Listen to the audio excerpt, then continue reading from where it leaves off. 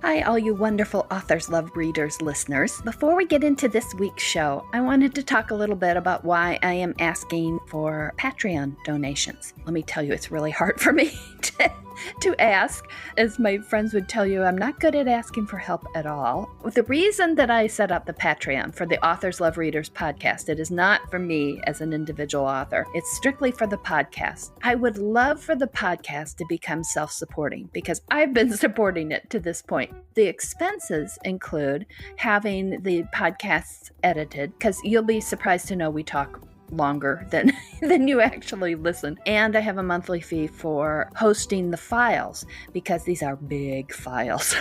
And what I would love is to have people donate, a couple dollars a month would be terrific. $2 a month would be 50 cents an episode. It would be a sign of support and it would help defray some of these costs. So that would be the way I could keep the podcast going on. And I hope you'll consider that. Thank you. Hi, welcome to this week's Authors Love Readers podcast, where we delve into the stories behind the stories. We're asking authors questions, some of them fun, some of them serious, and from their answers, you're going to learn things you never knew about the people who write the stories you love. My name is Patricia McLinn. I'm your host and designated question asker.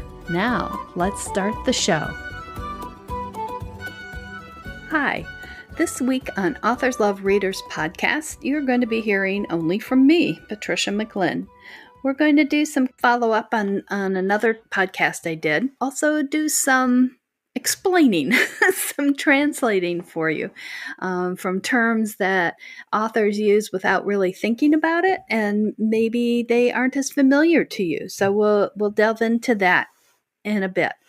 The first thing I wanted to do was update you on the trademark issue that I talked about in a previous episode. The author who had trademarked the word cocky in various versions withdrew her trademark on 2 of those versions.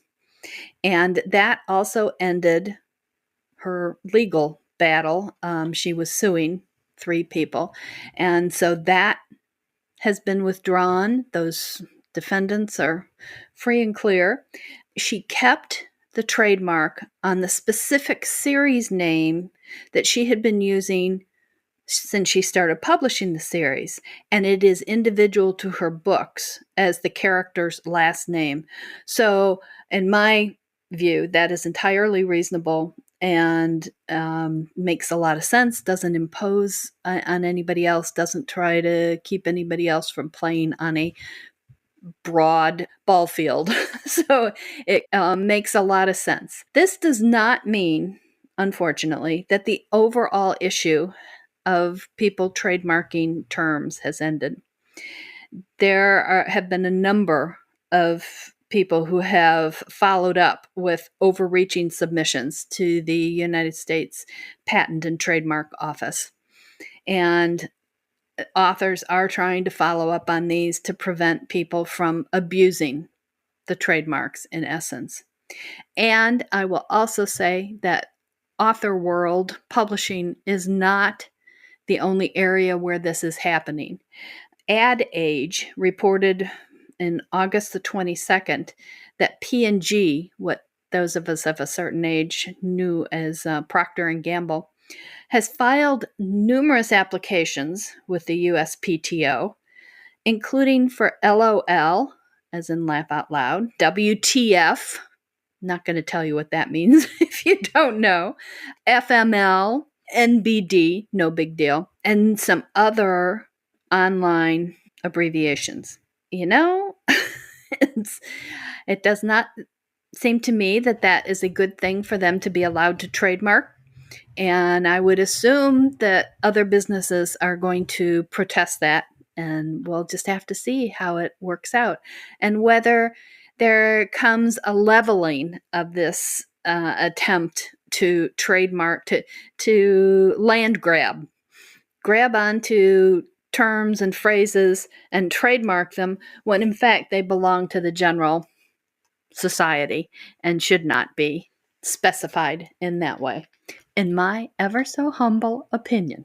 Another update I wanted to give you was on the scams that are going on, specifically Kindle Unlimited. And I had a couple of posts back in June about this. Amazon has made attempts to crack down on a few individuals. A few people were told to close up their shop.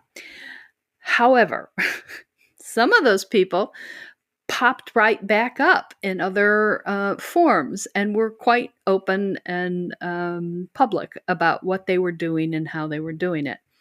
Now, of those second tries, I believe, last count, at least one of them had been closed down, but others are still there.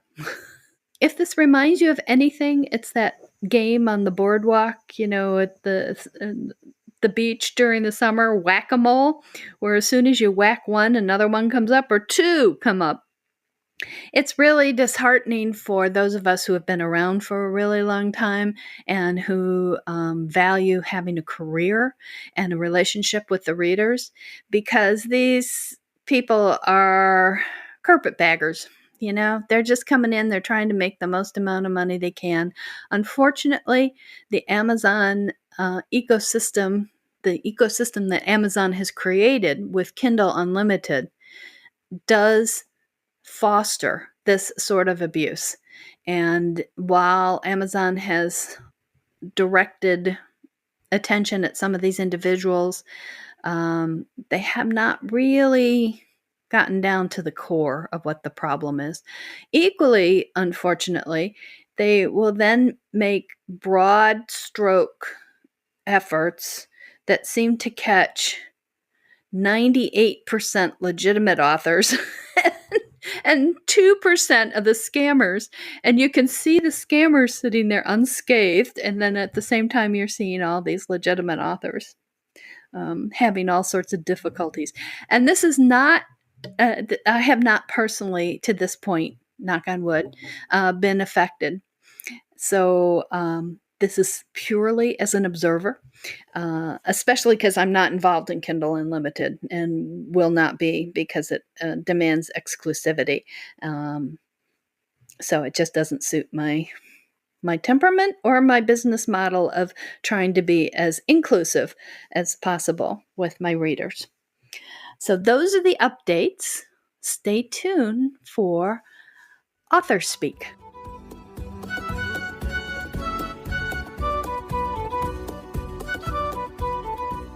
As the podcast has gone on with episodes of Authors Love Readers, I listen to the episodes, and sometimes I hear us, the other author and myself, talking about things, and I wonder, do the readers understand what we're saying?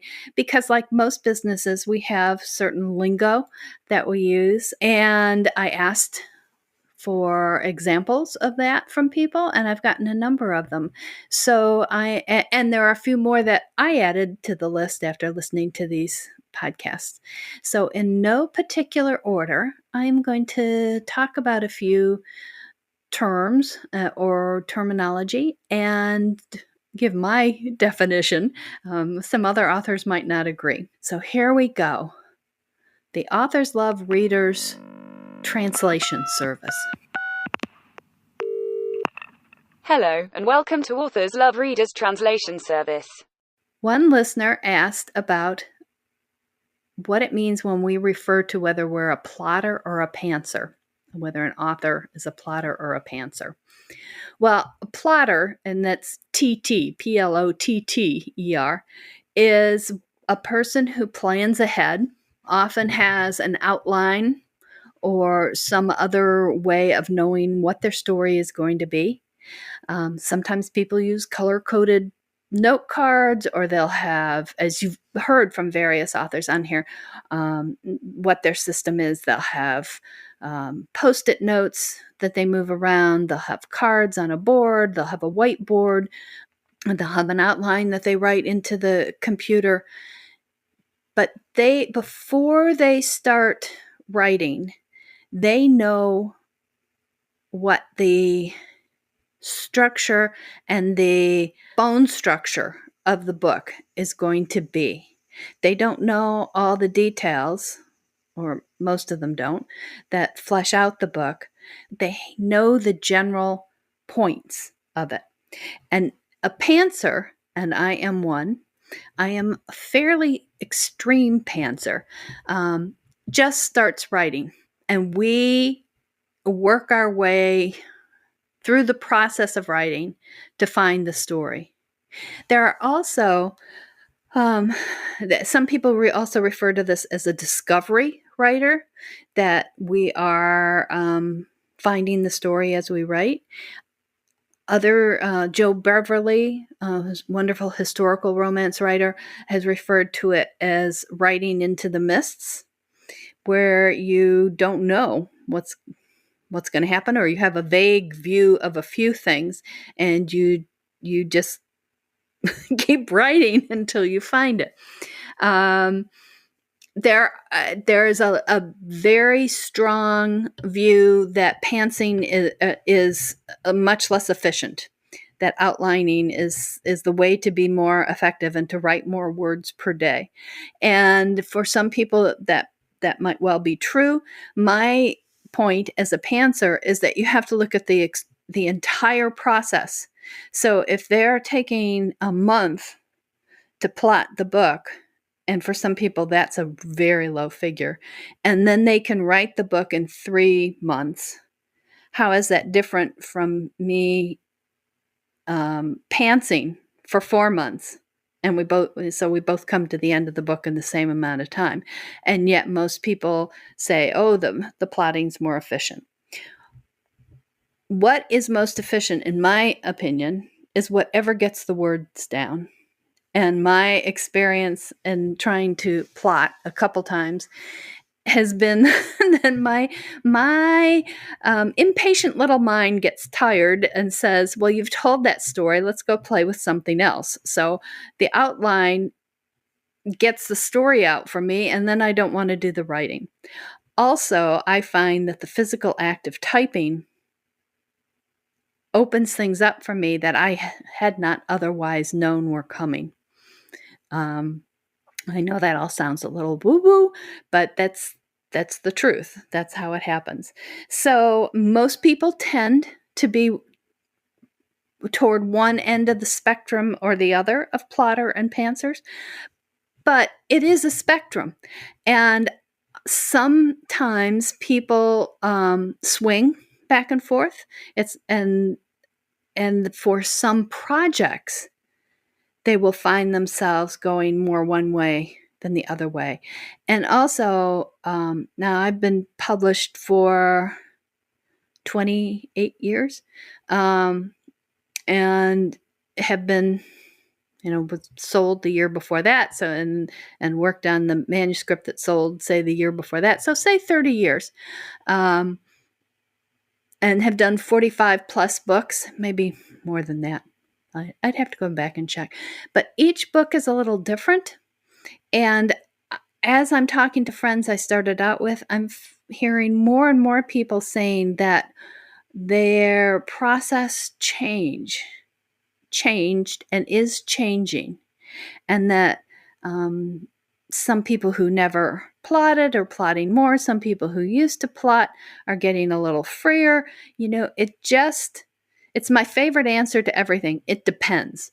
But if you hear us talking about process and we refer to plotters or pantsers, that is the explanation for those terms.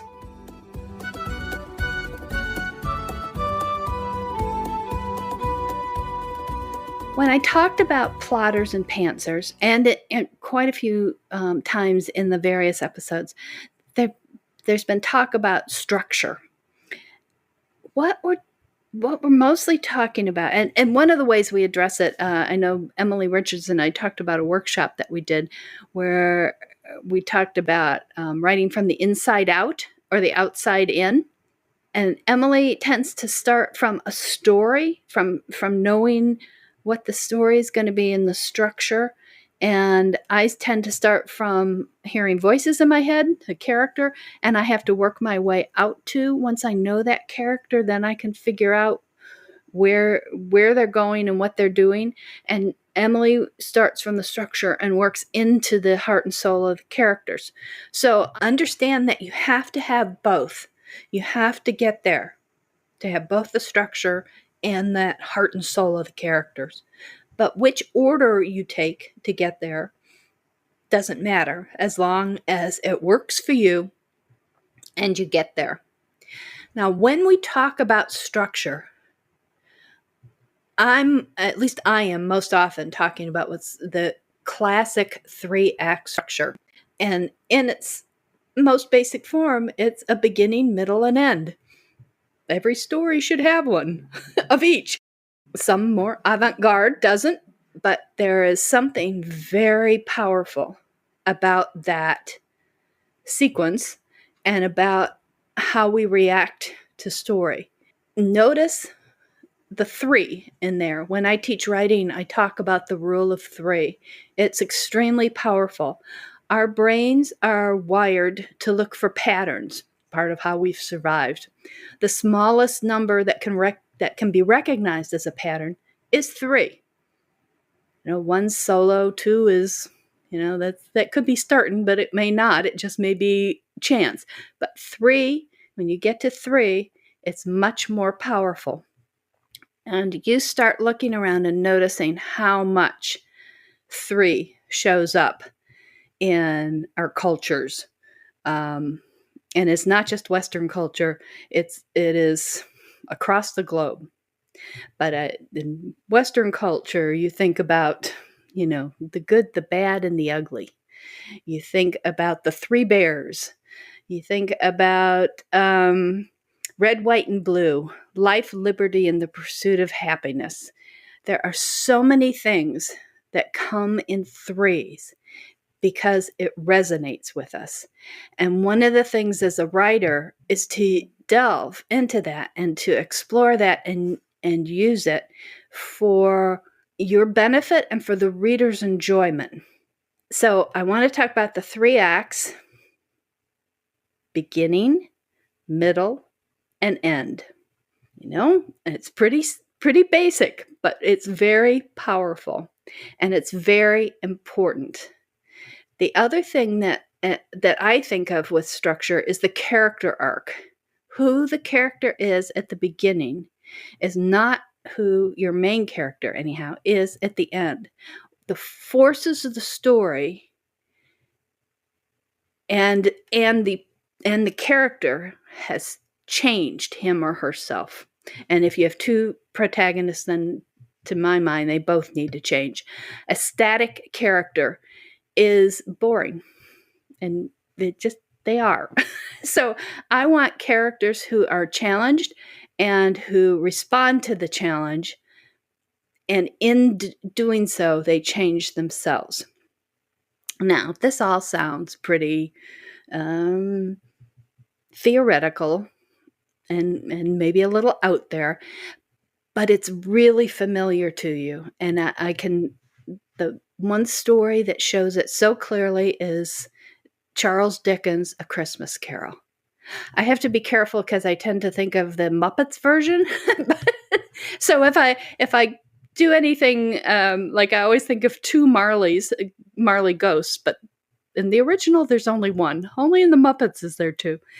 But you think about A Christmas Carol and who he is at the beginning, and then that's Act 1, establishes who he is, this miser who will not give money to the poor, who treats his clerk, Bob Cratchit, terribly, who doesn't even know about Tiny Tim, much less care about him, who dismisses his nephew who wants to celebrate with him. In fact, Scrooge is saying that he's going to have stalks of mistletoe stab through the heart of these people who are celebrating Christmas.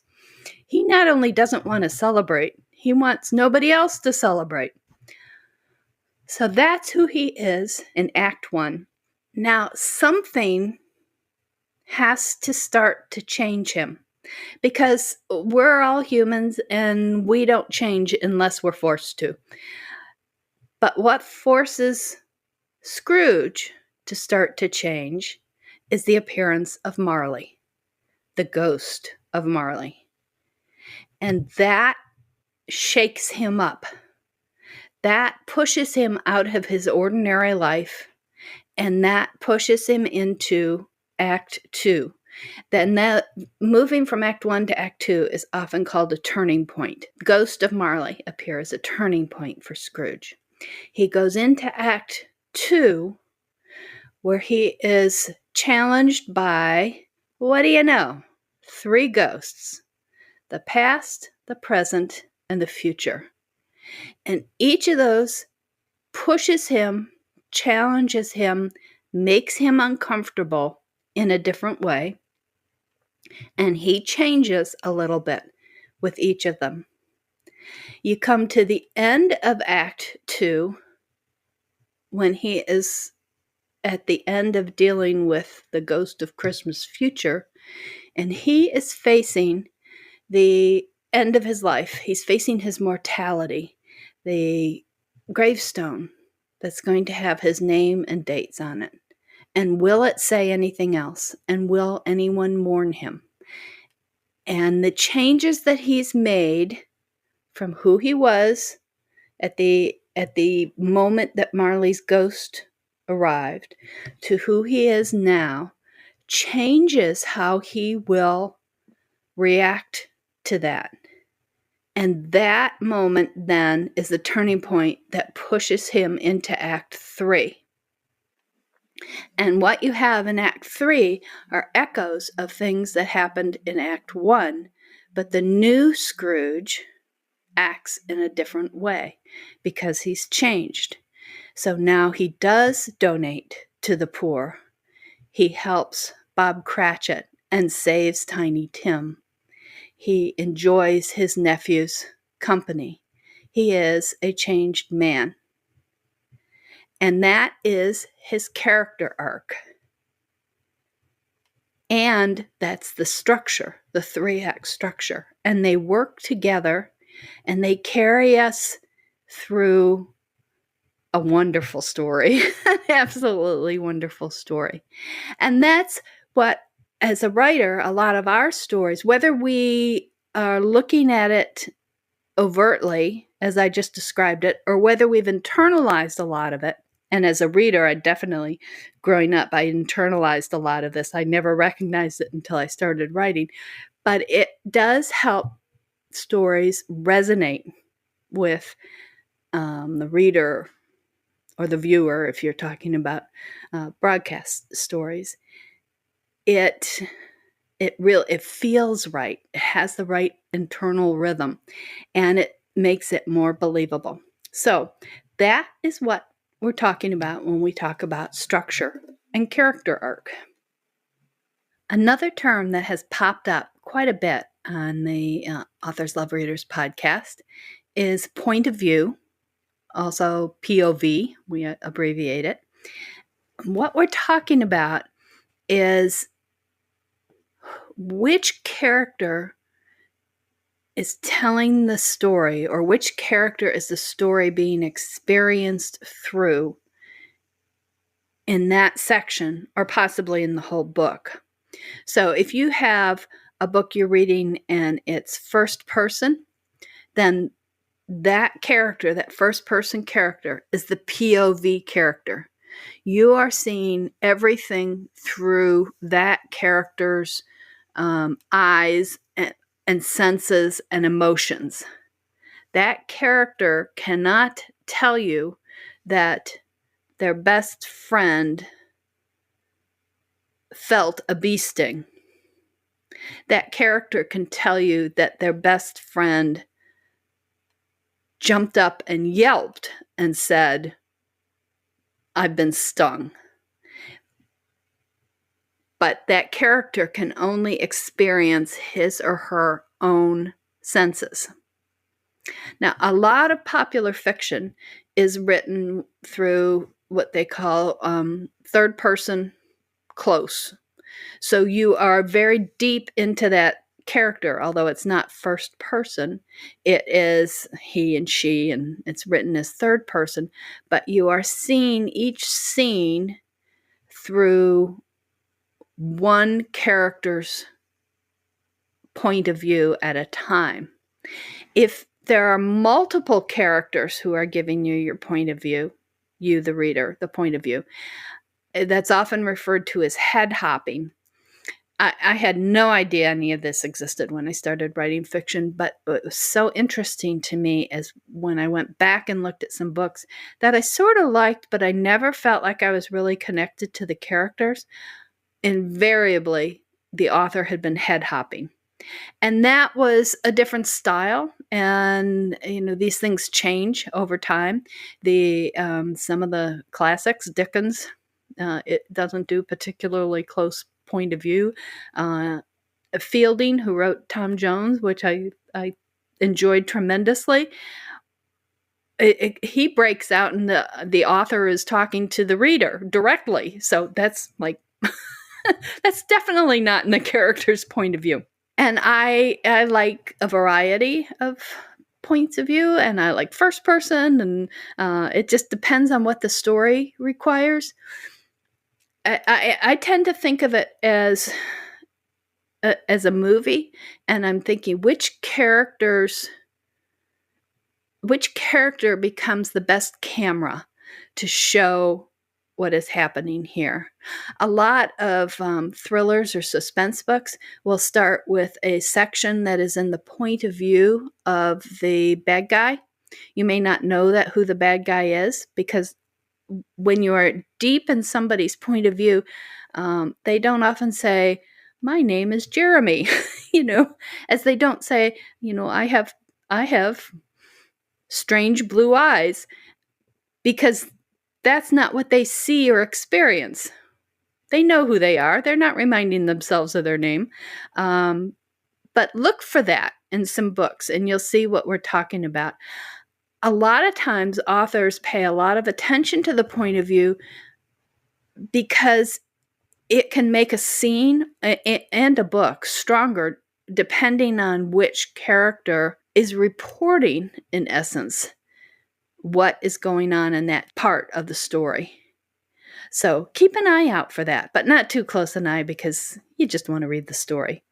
Anyhow, that is the explanation for point of view, or POV.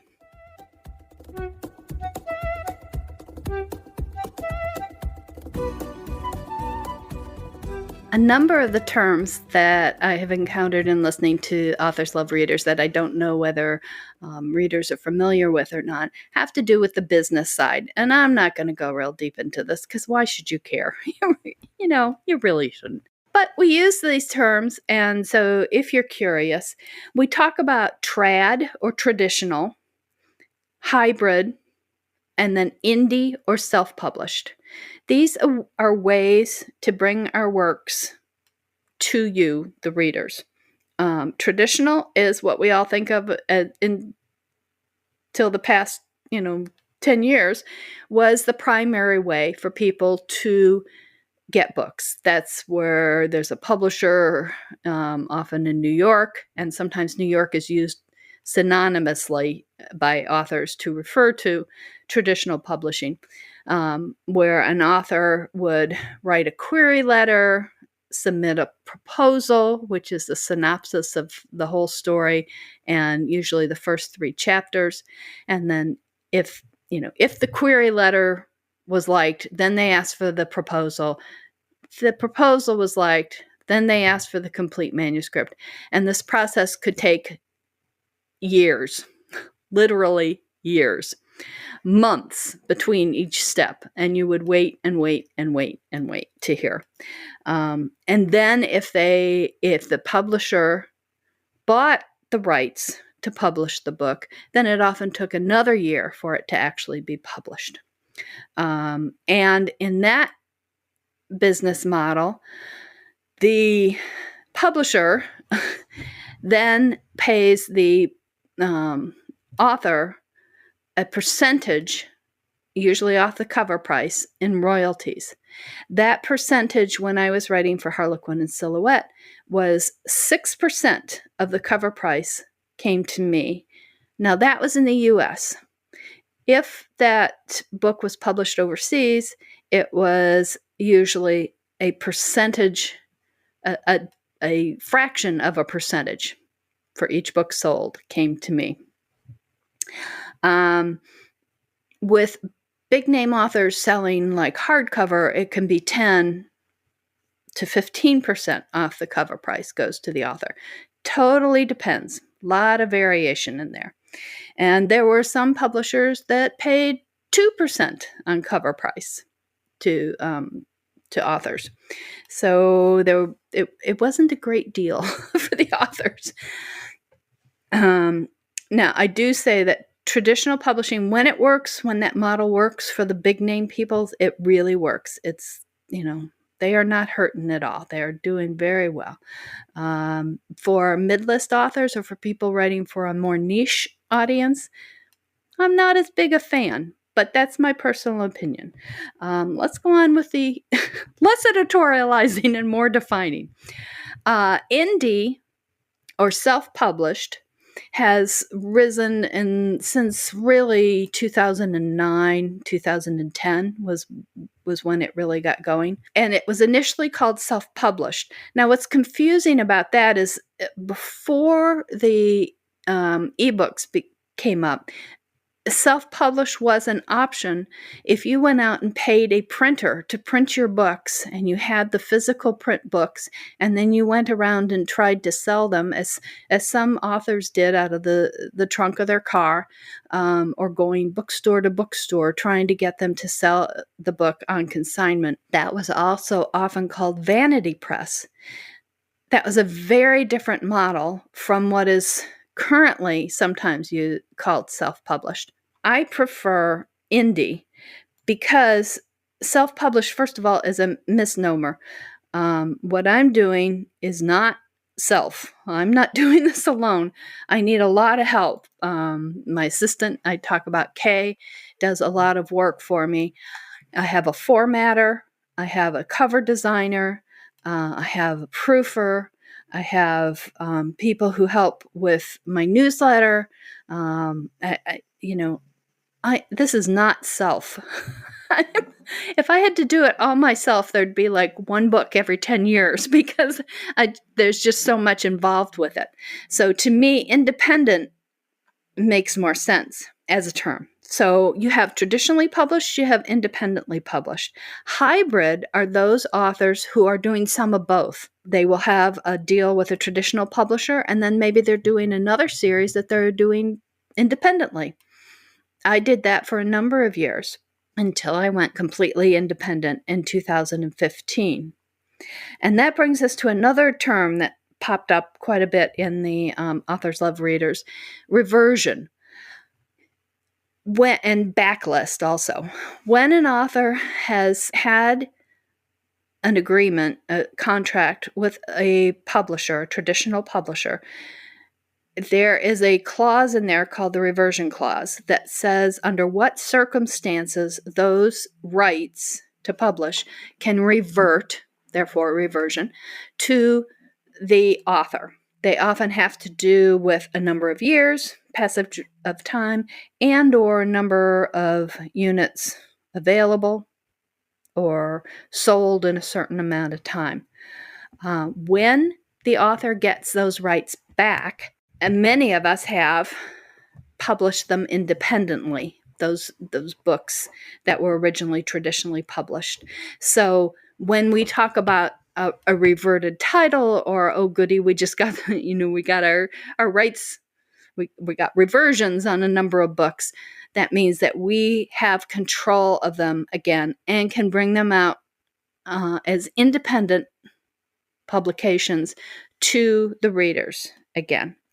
I have, after a number of years, I have almost all of my rights reverted to all of my titles that I wrote with Silhouette Harlequin. And I have republished those books. many of them with changes, significant changes from how they were originally published with Silhouette/Harlequin. And getting reversion rights is celebrated among many of us.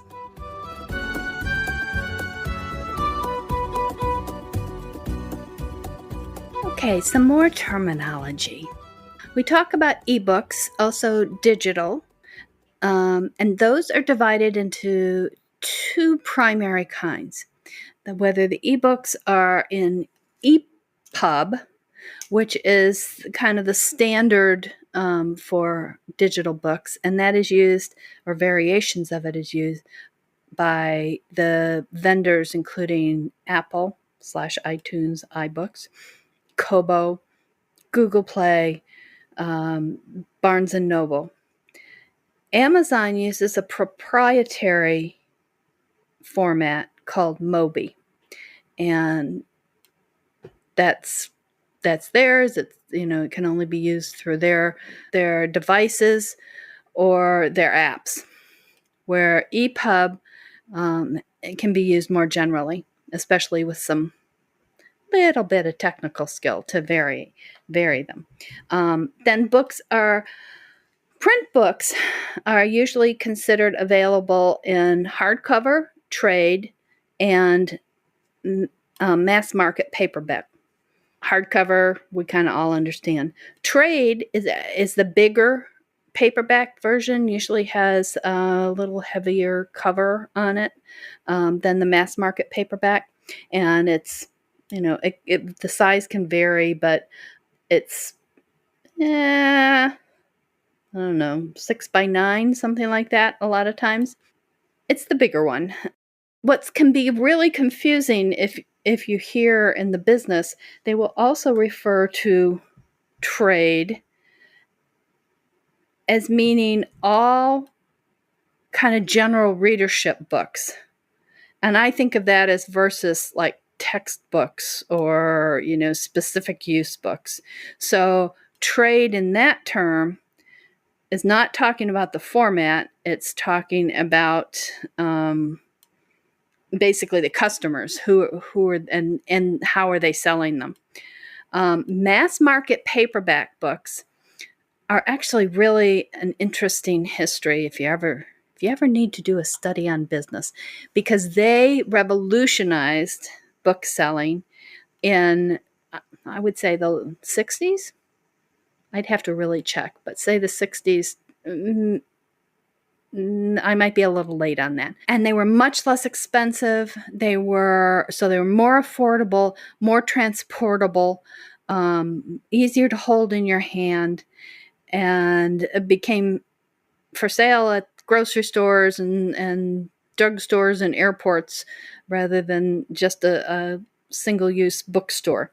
It's really interesting what that did to the publishing industry and how it opened up a lot of possibilities. The digital books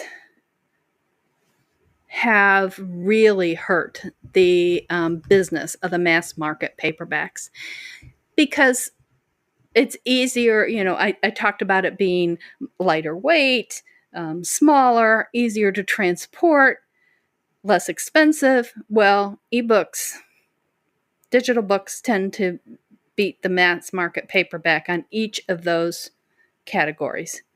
The benefit that mass market paperbacks has is what we all enjoy, the feel of a book in our hands.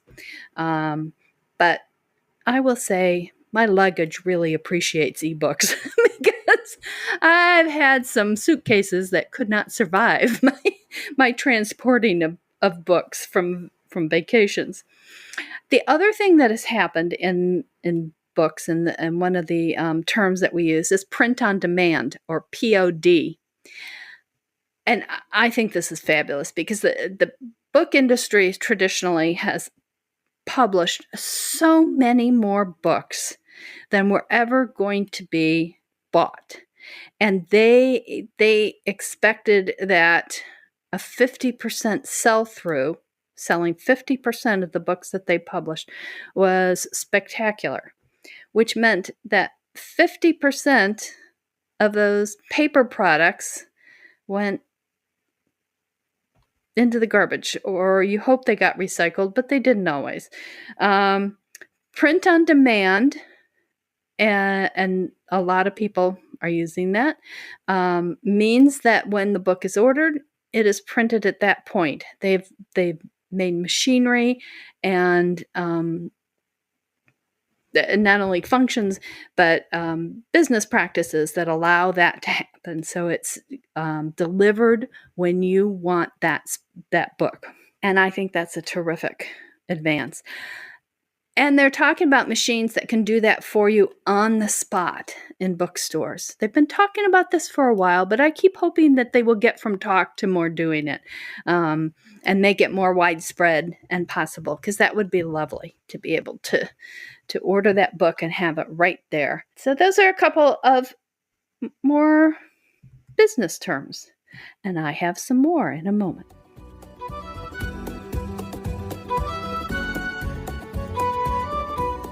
There are a number of terms that we authors use and that all kind of connect and mesh with each other. And they have to do with you finding the books, which is usually called discoverability. When I entered the business so many years ago, I can remember going to my first Romance Writers of Washington, D.C., the Washington Romance Writers meeting, and a lovely author, Nancy Richards Akers, who asked me what I was writing. And I sort of looked back at her and said, a book, because I had no idea what she was talking about.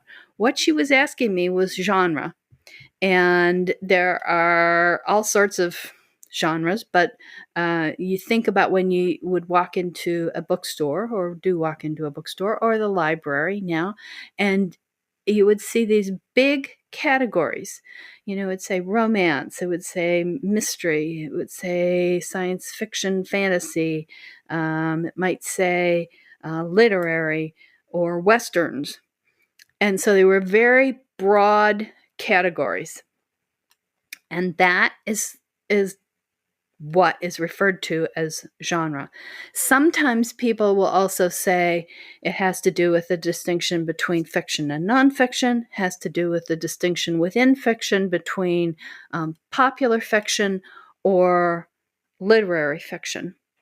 I think each of the categories is a genre. In digital books, the way we try to help the reader find our books is through covers. For one thing, that's the visual clue of what genre that book will be. Also, what they refer to as metadata, metadata, one word. And we put in keywords and categories into that. And each of the vendors has a different way of doing it, let me tell you. There is no uniformity, and it can drive you crazy. And then they change it all the time. So we're always dealing with these keywords and what we can do and how many we can do it, and whether we have to stand on our left foot or put up our right hand, turn around 3 times, and wink. I'm getting bitter. Sorry about that.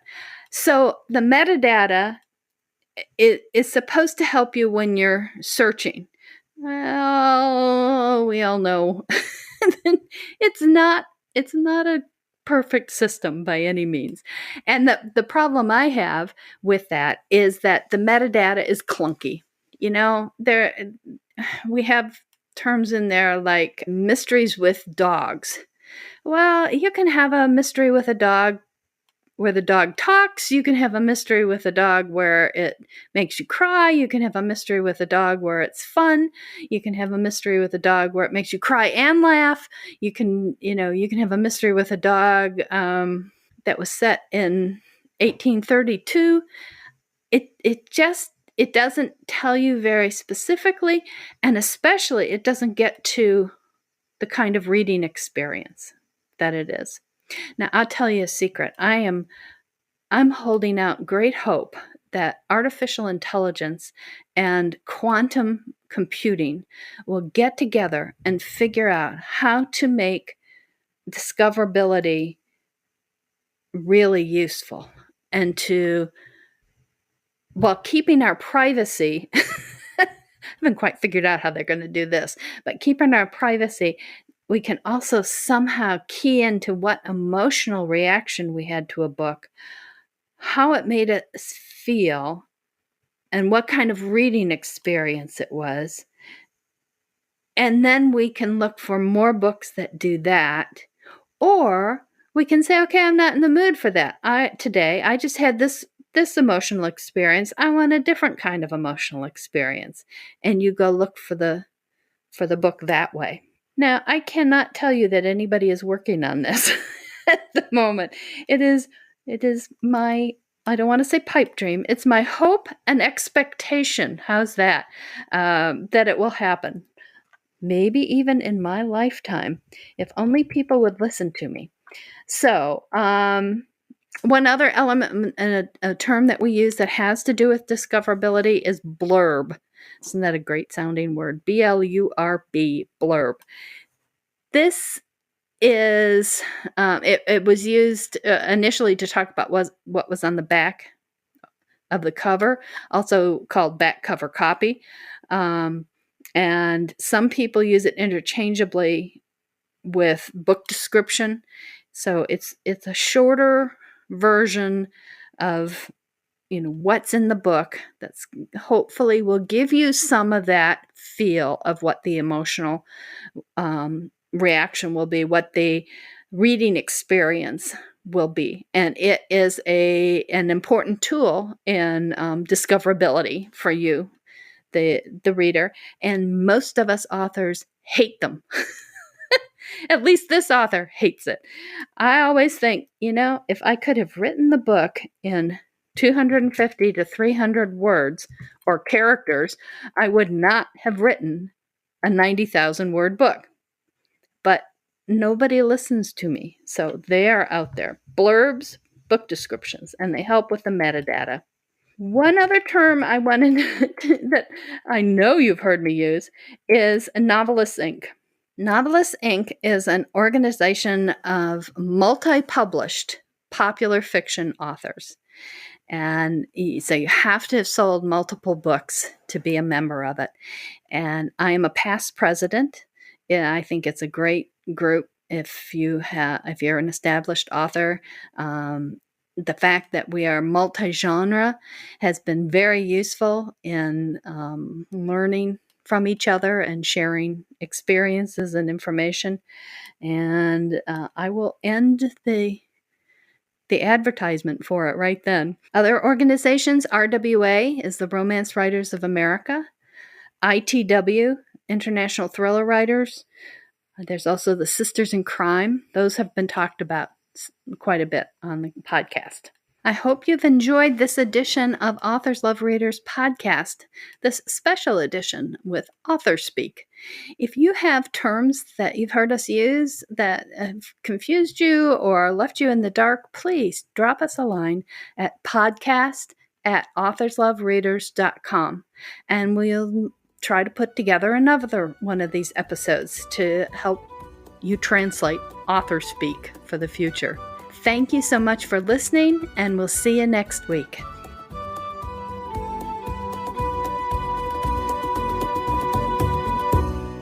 That's the show for this week. Hope you enjoyed it, and thank you for joining Authors Love Readers podcast. Remember, you can always find out more about our guest authors in the show notes, and you can find out more about me at www.patriciamclinn.com. You can also send in questions to be asked of future authors at podcast@authorslovereaders.com. Until next week, wishing you lots of happy reading. Bye. If you like this podcast, we hope you'll consider becoming a supporter through our Patreon page. With a small monthly donation as little as $1 a month, you can help with the hosting and editing costs that make the show possible. To thank our Patreon supporters, we offer them special bonuses. Find out more at authorslovereaders.com or at patreon.com/authorslovereaders. That's PATREON.